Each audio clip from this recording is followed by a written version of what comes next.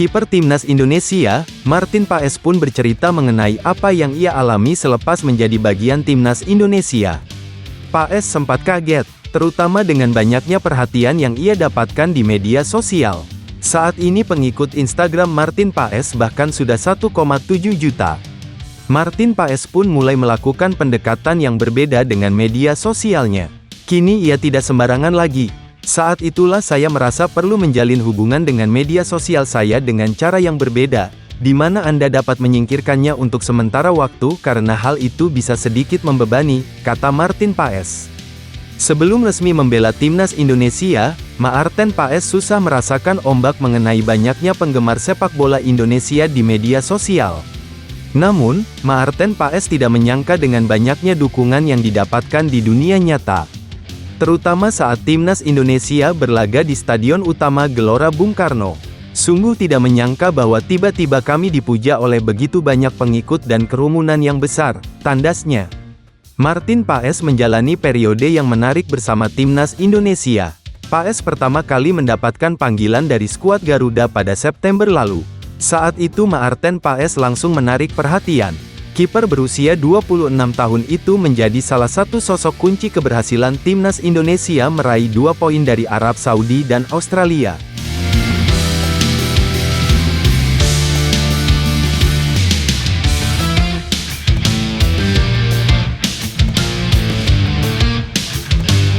Skuad Garuda akan melakoni 2 laga selanjutnya di putaran ketiga kualifikasi Piala Dunia 2026 zona Asia pada Oktober ini.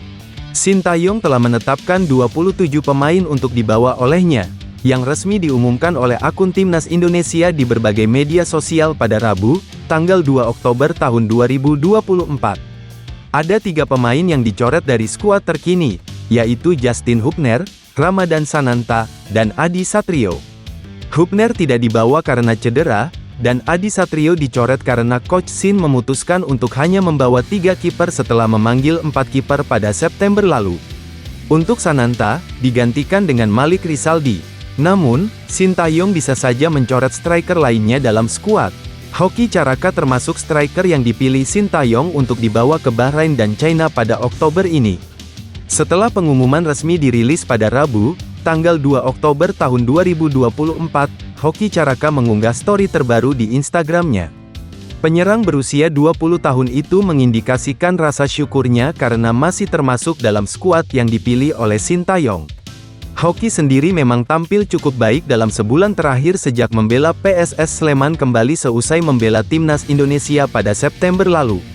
Sang striker tampil dalam 4 pertandingan untuk Super Elja di Liga 1, 2024, 2025 dan berhasil mencetak 2 gol yang diukirnya dalam 1 laga, yaitu kemenangan 3-1 atas Arema pada tanggal 20 September tahun 2024.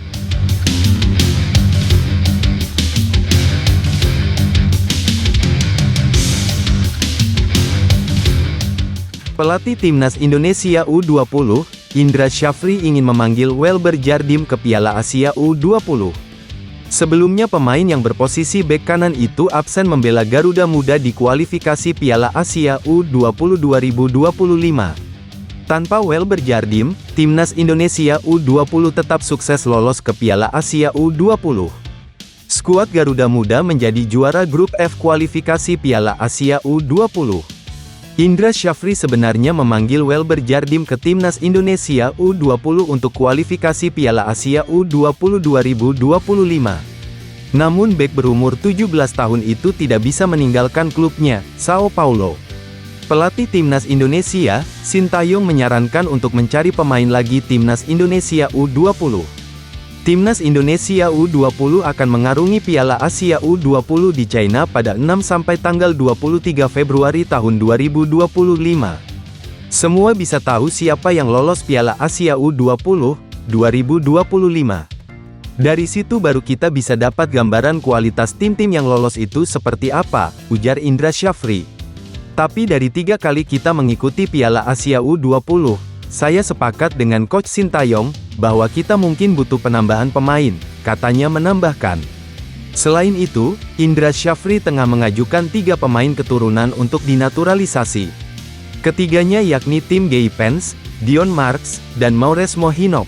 Dan ini yang akan kita diskusikan segera dalam minggu-minggu ini, siapa calon pemain barunya, lalu kita akan bicara dengan pemilik klub karena bagaimanapun kompetisi masih berlanjut, tutur Indra Syafri. Lalu kita juga akan coba bicara lagi dengan Welber Jardim dan menunggu 3 pemain keturunan lainnya, imbu Indra Syafri.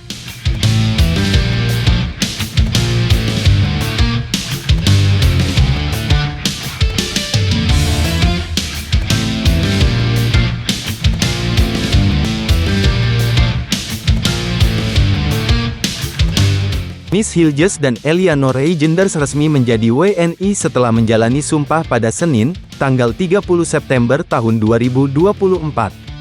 Demi segera mempersiapkan kedua pemain ini, tim dari PSSI dan Kemenkumham terbang ke Belgia. Mereka diproyeksikan tersedia saat Timnas Indonesia bertandang ke Bahrain dan China pada lanjutan putaran ketiga kualifikasi Piala Dunia 2026 zona Asia. Jika bisa memenangkan pertandingan dan menyapu bersih 6 poin, maka kans mereka melaju ke putaran keempat kualifikasi semakin besar. Selanjutnya, Miss dan Eliano tinggal mengurus perpindahan federasi dan bermain di Timnas Indonesia. Memiliki waktu sepekan, PSSI langsung melakukan persiapan untuk sumpah WNI kedua pemain tersebut. Demi memberikan persiapan terbaik, digelar rapat pada Kamis, yang dihadiri oleh PSSI, Menteri Hukum dan HAM. Tujuannya untuk membahas peluang melaksanakan sumpah WNI di luar negeri. Ketua Umum PSSI, Erick Thohir, menjelaskan, semua jalan terbaik ditempuh demi memastikan mereka bergabung ke Timnas Indonesia. Saya sangat berharap dukungan yang sudah diberikan maksimal dari semua pihak akan makin memperkuat Timnas. Di 2 laga tandang